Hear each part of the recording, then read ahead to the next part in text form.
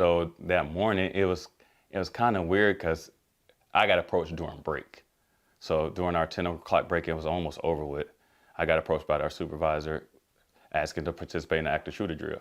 I didn't know anything about the drill. I honestly didn't even know we was having the drill during the days. But I got approached, and it didn't seem like too much of an unreasonable request. He asked me to participate, and I'm like, yeah, sure. And it was me and another gentleman.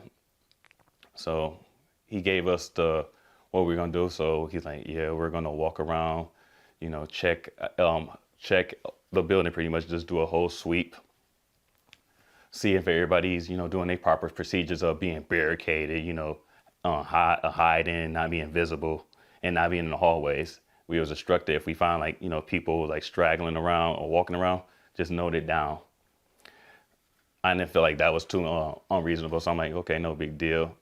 It was until he started asking pretty much how he was gonna present the drill. That's when I was like, but I didn't think it was too big a deal, honestly. As the way he was playing seemed typical until he told me that they was gonna just give our descriptions with the AR-15s. I kind of find that odd, honestly, but I didn't really think nothing of it at the time. I didn't see, but I did hear a couple scatters in the room when I was walking through the hallway. It was one particular hallway I remember walking, and I seen it barricaded, and it was the way that it was barricaded. That's what kind of shook me, because it was you could almost tell it was a frantic barricade. Oh, it's not a typical, oh, we just gonna go through the drills. I felt like whoever was in that room was honestly fearing for their life. So when I walked up to it, it was just something in me. It's just leave them alone. They might not know this is a drill. It's especially because it was dark and I'm the only one walking. And then I still don't know who was on the intercom, but hearing her voice tremble. At the moment, it didn't do nothing to me, but it's as it went through, it's just I just had an uneasy feeling.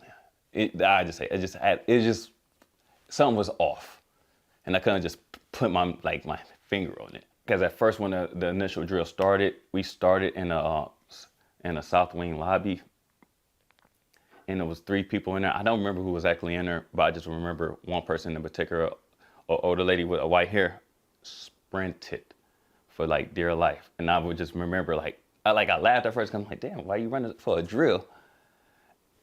And I kind of kept that in my back of my mind as I was walking, maybe she don't think this is a drill. But I'm at the same time I'm not worried about it too much because it's a drill. I'm not thinking nothing of it. So.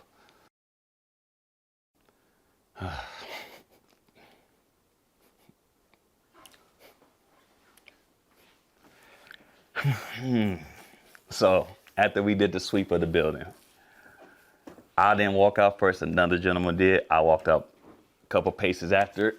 Sorry. So I walked out. Not even 5 seconds of process. Get down, get down, get down.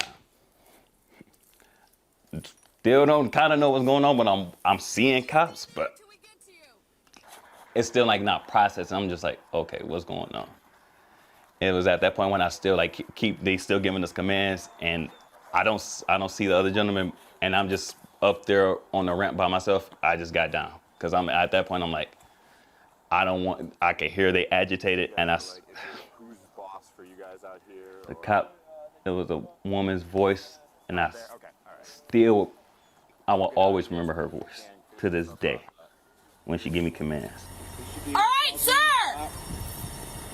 Stand up slowly and put your hands on top of your head, facing me! Okay. Do it now! Yes, stand up slowly, keeping your hands where I can see them.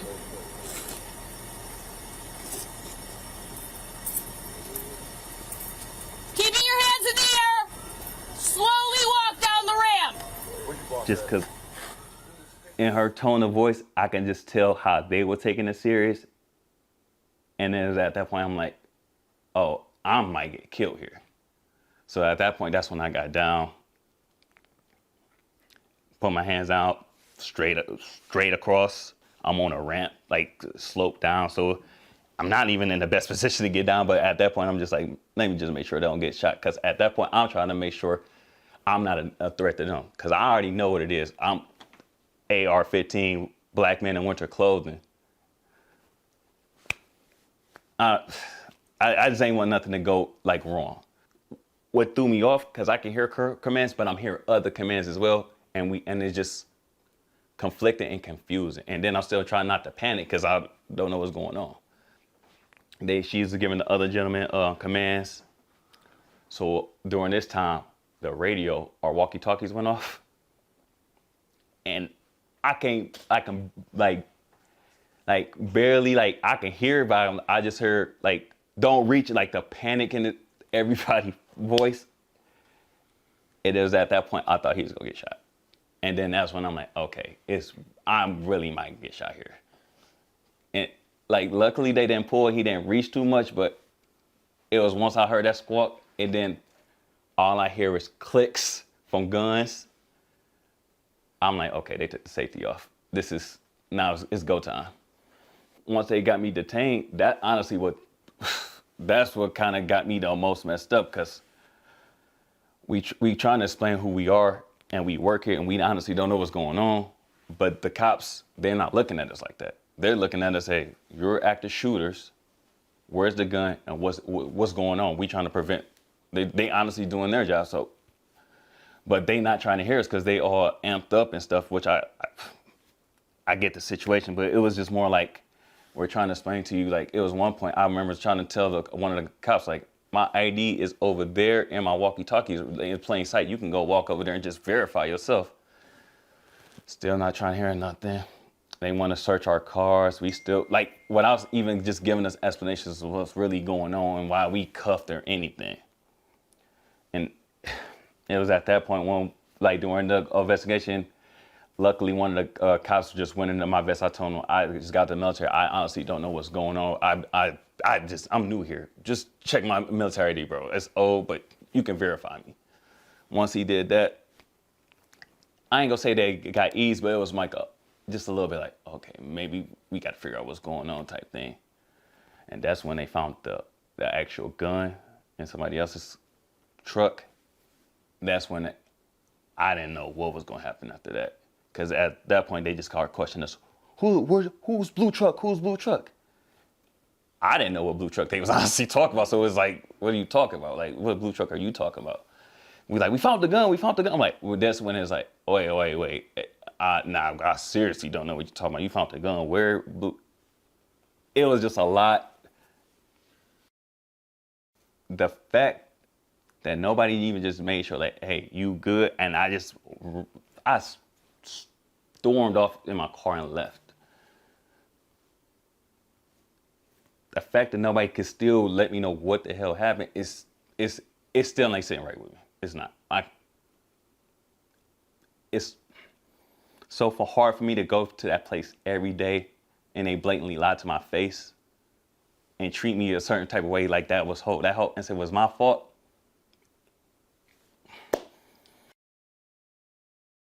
The way I got treated in my own shop, I got shunned.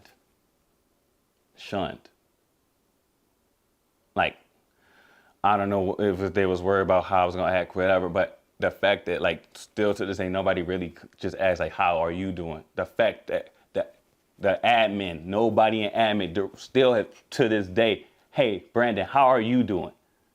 Hey, do you need a couple of days off? Hey, how's your baby? Nothing. Went on the next day. That's what honestly threw me off even more, because I came in the next day. Nobody told me, hey, go home, make sure you good. I came there. I tried to do work as best as I can. I left right at lunch because I couldn't stomach being there. Knowing that I always think if I walked out first, I would have been dead. If I know I would have been dead. And it's do y'all even care that happened? Just as simple you good?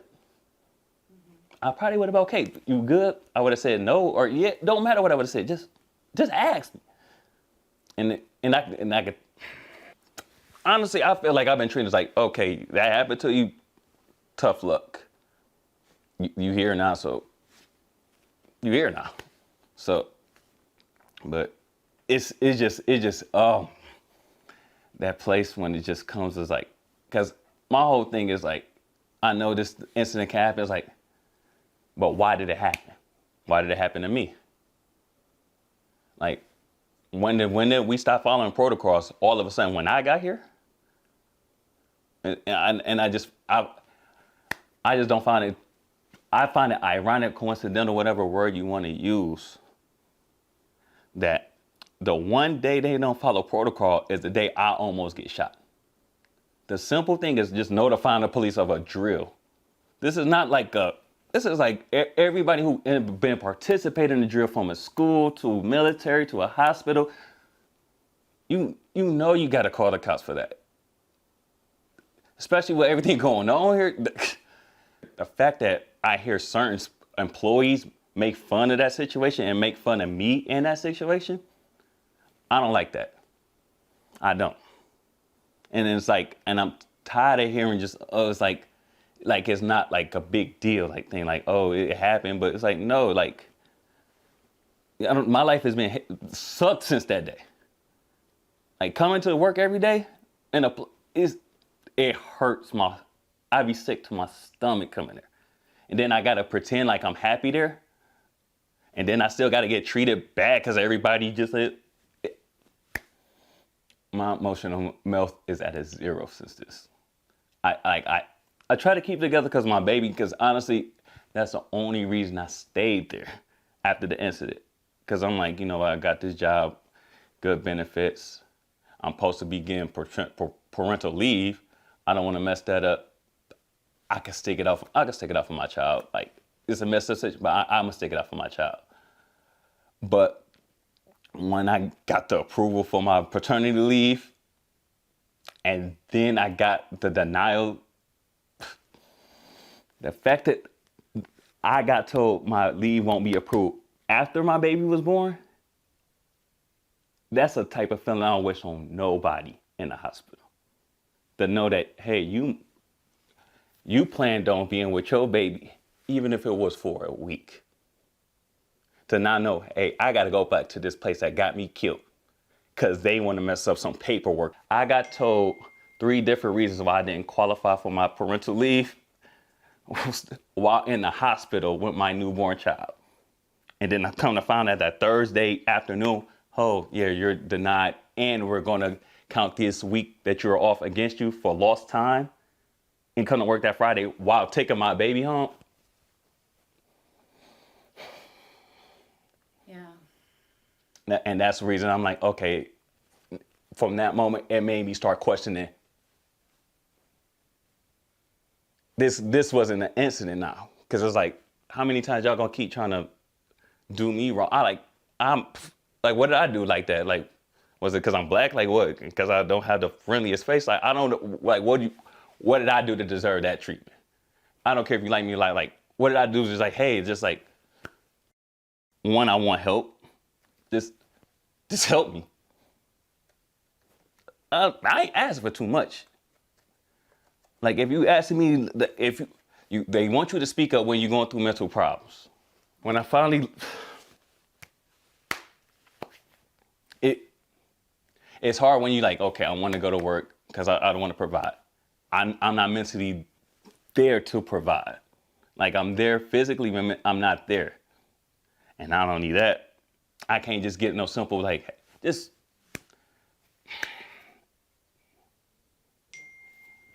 That way that place, the way they treated this whole situation, this is not even me. I don't like it. And that's my whole problem with this lawsuit, because I honestly, it's crazy the fact that I'm doing it, I'm talking to you before I still talk to the admin. Just give me a simple, I'm sorry what happened to you. It's still like, I feel like you're going to tell me you're going to be transparent with everything that's going on, but yet you still haven't yet to question me about anything or just bring me up to anything. nothing. I don't know nothing. It's just with this lawsuit, honestly, I just want people to know like, you affected a lot of people. I know I'm the one that almost got killed, but I'm honestly more concerned about the kids and how them other staffers feel, because for that moment, they was afraid of me. And that's not a good feeling to have no matter what.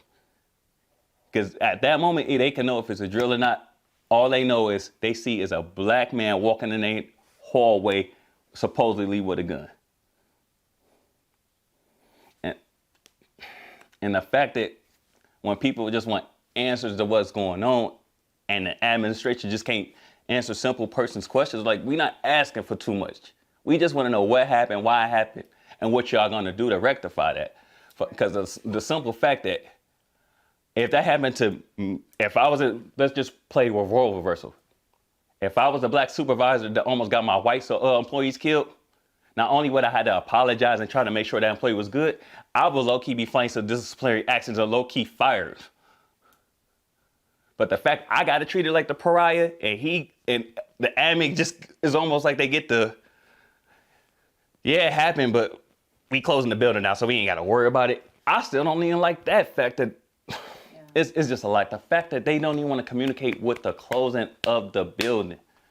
It's like, do y'all care about anything? Like, yeah, we work here. I know it's a bigger than us thing. It's the government and subsidies and all. Just tell your employees what's going on. Like, there's already a lot coming to this place. We dealing with kids and people that had dealt with traumatic stuff in their life. And then not only are we dealing with people that's dealing with traumatic things, most of them people that's dealing with the kids already got something traumatic that happened to them previous to that event and after that event. Yeah. And it just to cut the story short, I feel like the administration don't care about nothing. Nothing about this whole situation, the kids, or the employees. I feel like they just trying to sweep this under the rug, get us out of here as fast as possible. That's honestly what I feel.